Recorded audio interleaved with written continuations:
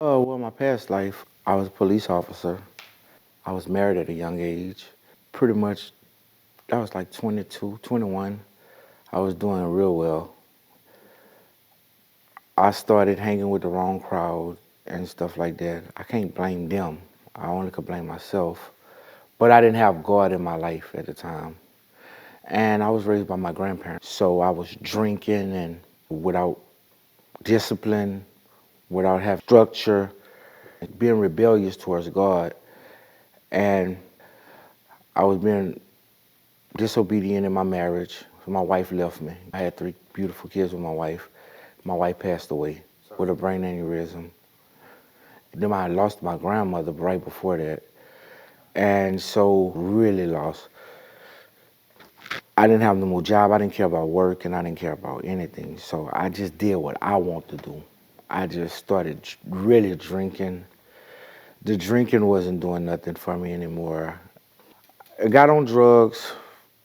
Then I just kept faltering. I could never put one feet in front of the other. Start gaining a police record. Going to jail, mama kept coming to get me out. Going to jail, mama kept coming to get me out. Gaining a rap sheet this big. I'm like, man, what is wrong with me? I went from being a police officer, I'm becoming a menace to society. Like, that's not the way I roll. That's just not me. I need to find my stroke. That's when I went to IOP at Oceans, and I came over here and I finished IOP, but then I moved back to Eunice. It wasn't the people in where I'm from, it was still my flesh. I have to get back to the refinery, I said. I have to get back to the refinery. I left walking from Church Point to make it over here. Next thing I know, and I was so hot, and all I can remember is I look and I could just see a window, and I told the lady, I'm hot. And the ambulance came, and I just know the man say, "Where you going?" I have my book sack. I say, I have a high blood pressure. I just need to get. I don't know what's wrong." And they called the ambulance. My blood pressure was like 200. They brought me to the hospital, and they airlifted me. The hospital was full in New Orleans and Baton Rouge and Shreveport. They were trying to find me a hospital. They airlifted me to Lafayette, Our Lady of Lords, and they said he about to catch a massive stroke.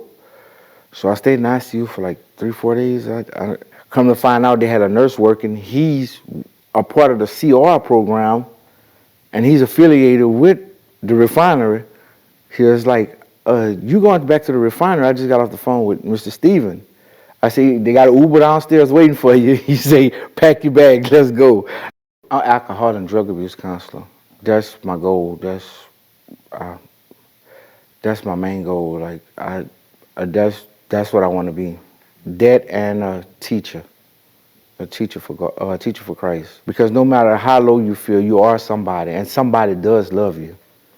I promise you. It could be a stranger, and you think somebody does love you, and don't never think that you're the only person that ever felt the way you felt. Because somebody always feel worse than what you feel, and no matter how bad you feel, always try to help somebody out. I done caught 3 strokes. I done passed out.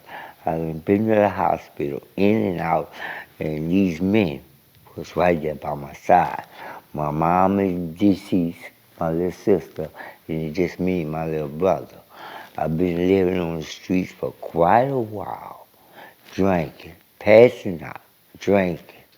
And I've been over here 9 months. I have a lot of problems in my life, and sometimes I want to give up. They motivate me, and it helps me a lot in my life. I never thought and dreamed I would be in this situation the way I am now. Because I came here, I was tore up. I couldn't think, I couldn't hardly see.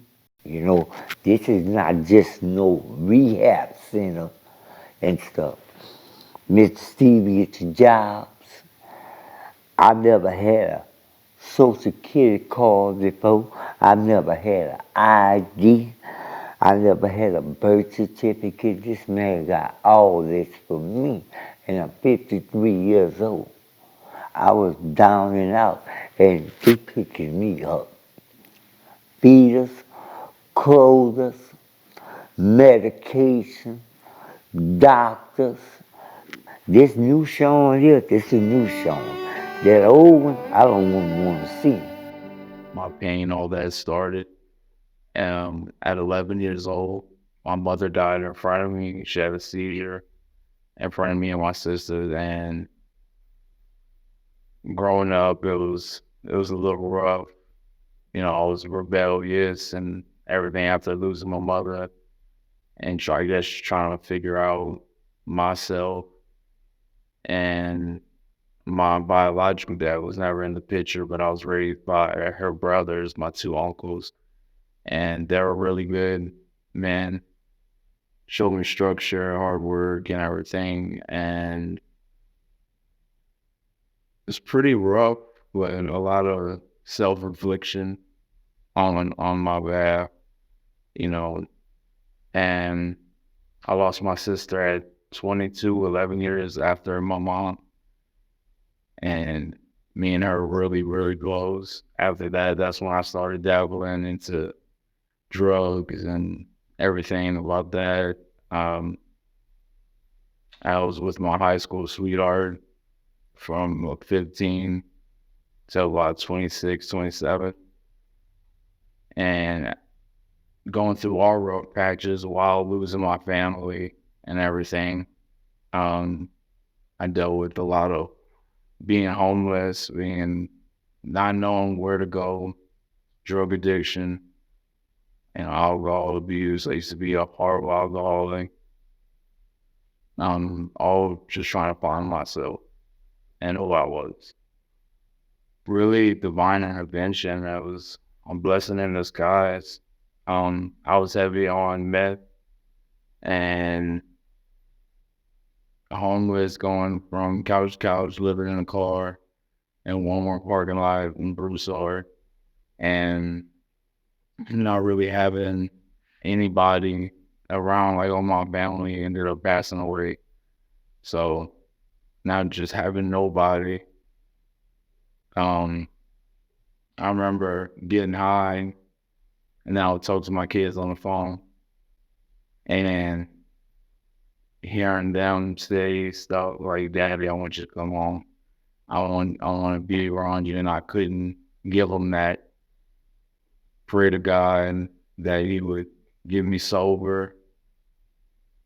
I probably prayed that strongly for 3 days in a row.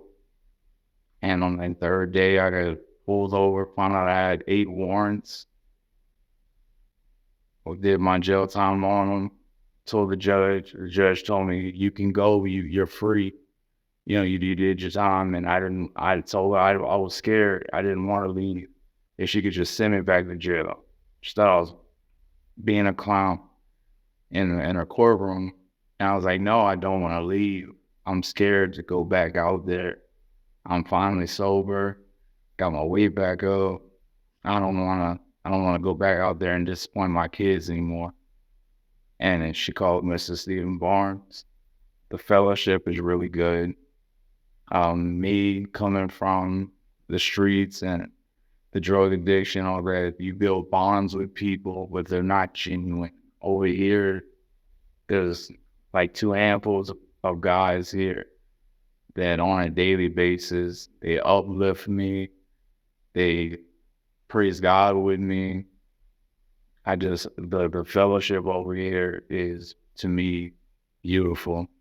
The brotherhood that you can have over here, because we're all in the same ship. We're all broken. And I believe this is where I need to be. And having them to back me up on it, it's amazing.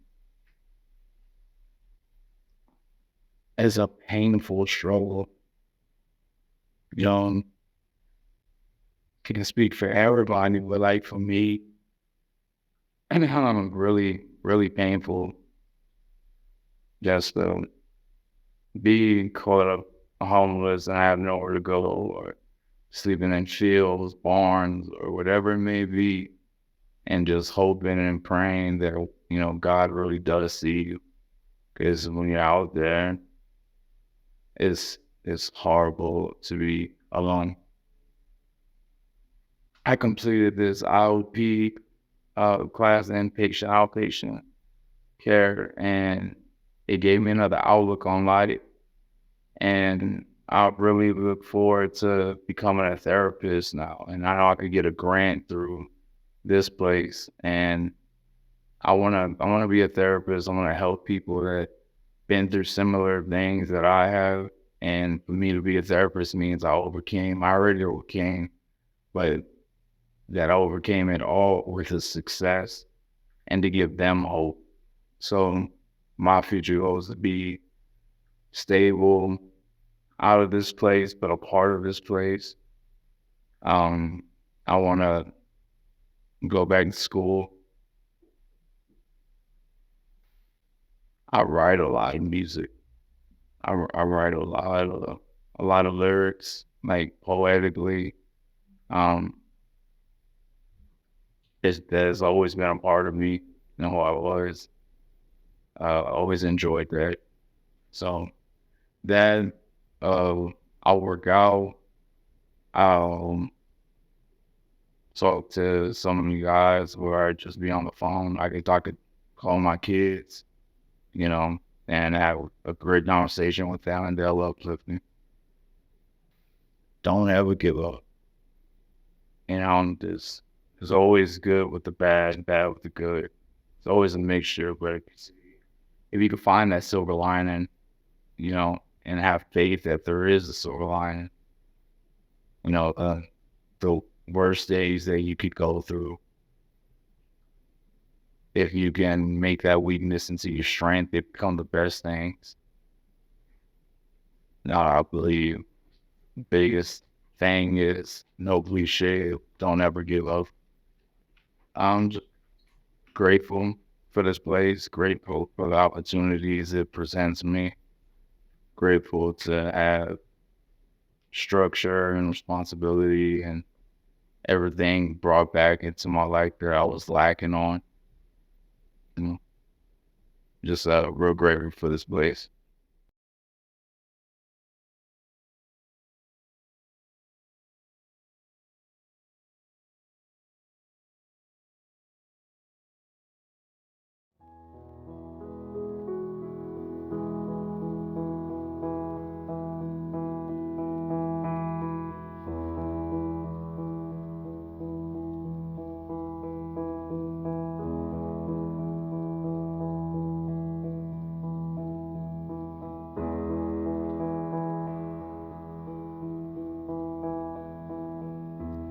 I see trees of green and red roses too. I see them bloom for me and you. And I think to myself,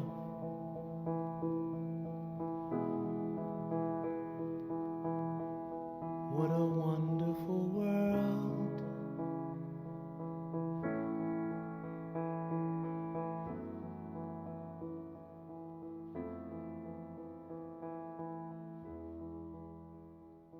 I see skies of blue